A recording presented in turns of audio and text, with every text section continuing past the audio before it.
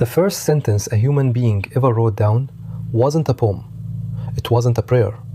It wasn't the name of a god. It was a debt, a receipt scratched into wet clay, recording who owed what to whom. And 5,000 years later, you are still living inside that receipt. Because before the first king, before the first temple, before a single law was ever carved into stone, someone knelt in the mud of southern Iraq, pressed a sharpened reed into a lump of clay, and wrote the first sentence in human history. And that one fact, that writing itself began with a debt, is where power, money, and empire actually begin. We love to imagine civilization starting with heroes, warriors, pharaohs, men on horseback. But scrape off the gold and the legend, and underneath, you find something much stranger. The world's first empire didn't run on swords. It ran on a ledger. And here's what nobody teaches you in school. Money, banking, interest, the whole miserable feeling of being in debt. None of it started with coins. It's older than coins, older than Rome, older than almost everything you file under the word ancient. It was built right here, 5,000 years ago, by a people who turned counting into control. They also learned something we have almost completely forgotten. What happens when debt is allowed to go forever? And what a society has to do to survive it? Hold on to that question. It's the one this whole story is really about. But to see how it all unravels, you first have to see how these people even learned to count. So let's go back. Let's go all the way back. Around 3300 BC, in a city called Uruk, one of the first real cities on Earth, tens of thousands of people packed together, the Sumerians hit a problem. And the problem was success. The fields grew more grain than any family could eat. The workshops wove more cloth than anyone could wear. The temple took goods in from thousands of people and handed goods back out.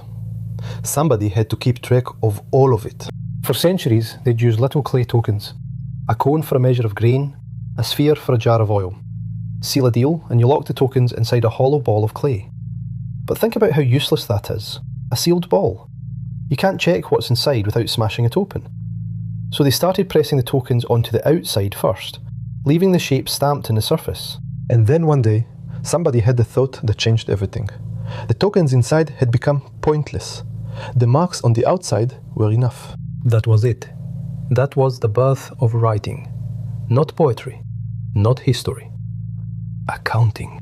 The oldest documents on this planet aren't the words of gods or kings. They're receipts, ration lists, records of who handed over how much barley and who still owed it. The first author in human history wasn't a poet. He was a bookkeeper. Now, to run an economy this big, the Sumerians needed something you'd recognize instantly. Money.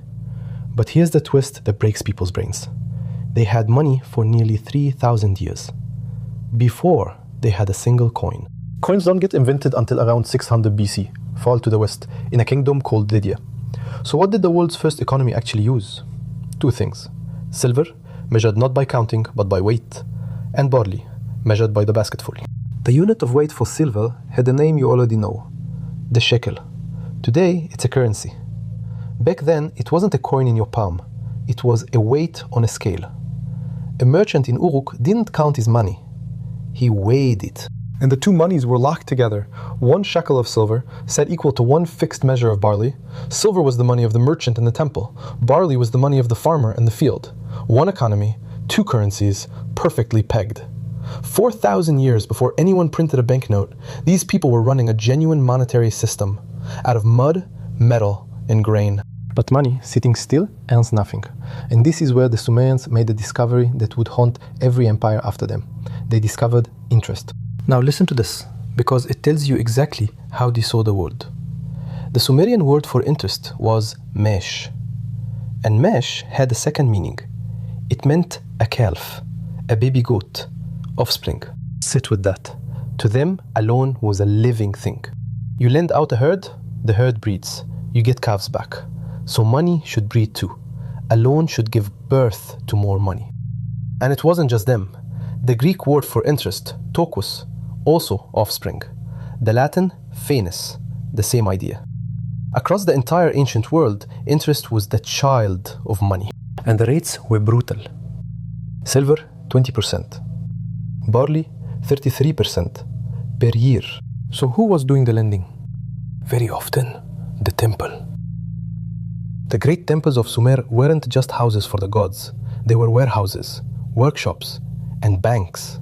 They took deposits, they made loans, they kept the books. The world's first bankers wore the robes of priests. And into this world of scribes and silver walks a conqueror. Around 2334 BC, a man named Sargon rises. And, by the story he told about himself, he rises from nothing. An orphan floated down a river in a basket of reeds. A gardener who made himself a king. One by one, he takes the cities of Sumer and welds them into something the world had never seen. The Akkadian Empire. The first empire we know of, anywhere. We remember Sargon for his army. But an army marches on supplies. And supplies have to be counted, stored, taxed, moved. So Sargon pushed standardized weights and measures across his whole world, so that a shekel here meant a shekel there. His empire was held together not just by soldiers, but by scribes, by tribute logged on tablets, by a machine of accounting that reached from the temple storeroom to the edge of the map. Underneath all the glory, the first empire was an accounting system, with an army bolted on. But the engine that built this world had a crack running right through the middle of it. Remember, Mash? Interest, the calf that breeds. Here's the problem nobody could solve. Calves multiply faster than harvests. Watch how it kills a man. A farmer borrows grain to get through one bad year. The debt swells at 33%. Next year's harvest can't cover it. So he borrows again. He pledges his field, then his ox, then his children. And in the end, himself. This was debt bondage.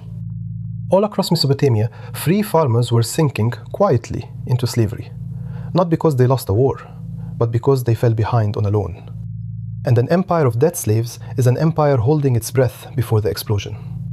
Fields go untended, the army loses its farmers, the whole system, built on the ledger, gets strangled by the ledger. So the kings faced a choice no ruler before them had ever faced, and the answer they landed on is one we have almost completely forgotten. They wiped the debts away. Every so often, a king would stand up and declare a clean slate. Personal debts, cancelled. Bond servants, sent home to their families. Land that had been seized, handed back to the people who'd lost it. In the city of Lagash, around 2400 BC, they had a word for it. Amargi. And amargi meant, literally, return to the mother. In Babylon, they called it Misharum. In Assyria, Andurarum. And this is not a fairy tale. Historians have counted around 30 of these debt cancellations across Mesopotamia between 2400 and 1400 BC. Hammurabi, the great lawgiver himself, did it. His heirs did it again and again. And that Assyrian word, Andurarum, echoes down the centuries into the Hebrew deror, the word for the biblical jubilee. The sacred year when every debt was meant to be forgiven. These people, at the very dawn of writing, understood something we still can't sit with. A society where debts only grow and never reset will eventually tear itself apart. So every so often, they tore up the ledger and started again. 5,000 years later. We are still living inside their invention. We still measure value in weight silver. We just call it currency now. We still let money breathe through interest. We still write everything down in ledgers made of light instead of clay.